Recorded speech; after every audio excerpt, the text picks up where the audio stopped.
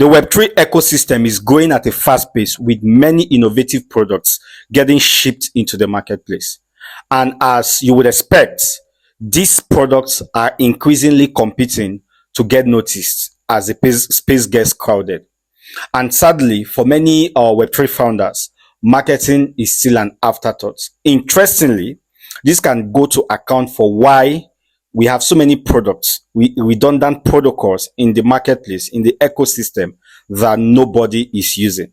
So in today's video, I'm going to discuss or share with you 5 common marketing mistakes many Web3 founders make. I would show you why it's important to integrate marketing from the get-go or from the start, especially if you are keen on winning in the marketplace. Mistake number 1, building in a vacuum without a community of feedback. The truth is, you can't build away from the people you're trying to serve and hope to attain product market fit all of a sudden. It doesn't work that way. Sadly, this has become a common pattern with many Web3 founders out there. The truth is, you cannot assume to understand what the target audience wants right from your basement without conducting marketing or research or market research. Don't build in isolation. That's my point. Involve your target audience from the get-go. You want to conduct surveys, you want to host AMAs, you want to gather feedback through the various community channels that are out there. You find out that at the end of the day, this is going to help you refine your product and also allow you build a base of engaged users before you launch. My point is, do not build and try to force it down our throats. Ensure that you are truly building what we want by carrying us along right from the development process. Mistake number 2 is what I call the jargon overkill. And here you find out that it is very common for Web3 founders to prioritize product specifications, the specifications of their protocol over meaningful human connection. And this can explain why it looks like Web3 operates like an exclusive club. But like I've always said, the future of Web3 is dependent upon non-Web3 natives. And until the common man on the streets can use our product without needing a fancy degree, Web3 will continue to remain far from mass adoption. And I'm sure you know that the value of our tokens is dependent on more users getting onboarded into the ecosystem. Of course, technical features are important, and I'm not trying to suggest that they are not important or should not even be highlighted at any point. But my point is, they shouldn't overshadow the human element with your product. You want to ensure to focus on the why behind your project or your protocol.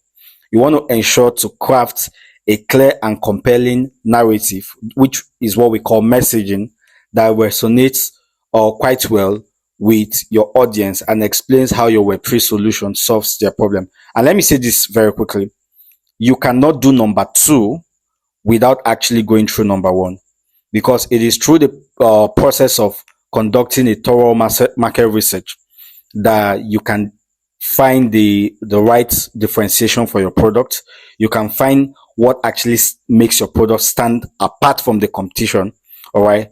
When you begin to conduct competitive intelligence or competitive research, you find out that at this stage, you can tell, all right, having studied the competitors out there or the competition, what really makes your product stand out. And we call this product differentiation. And at the end of the day, with your product differentiation, it becomes easier to position your products and craft a compelling message.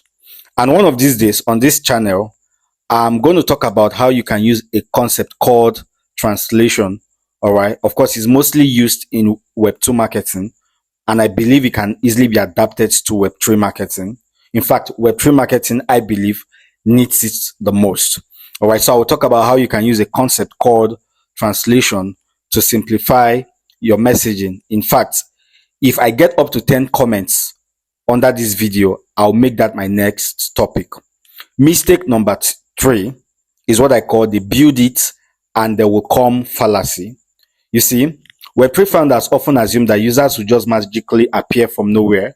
So they need as a result of that, they feel, well, let me just go ahead and build this product. All right. But it's also the reason, or a reason, many of these products get abandoned immediately after the initial hype or buzz. I've invested in two of such protocols in the past and lost my money because nobody was actually using their use cases. The point is, don't assume that users will just come magically. You want to develop a comprehensive marketing strategy that will reach your target audience across the channels where they can easily be found. And it's okay to actually use influencers. All right. I have nothing against influencers.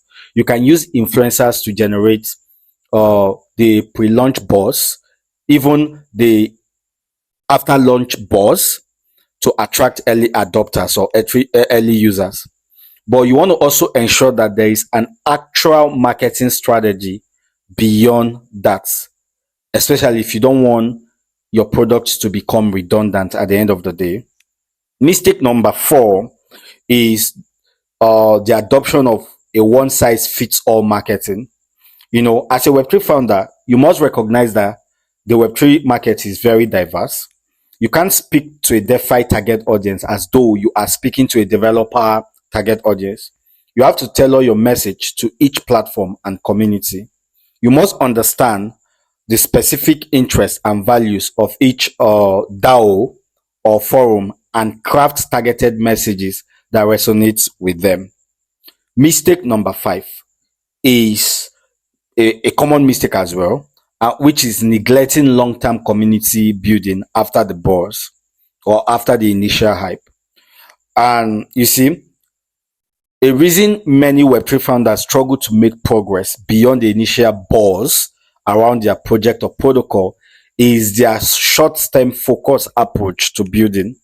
But you must understand that marketing for Web3 projects is a marathon, not a sprint. You want to focus on building lasting relationships with your community. Community members want to feel valued.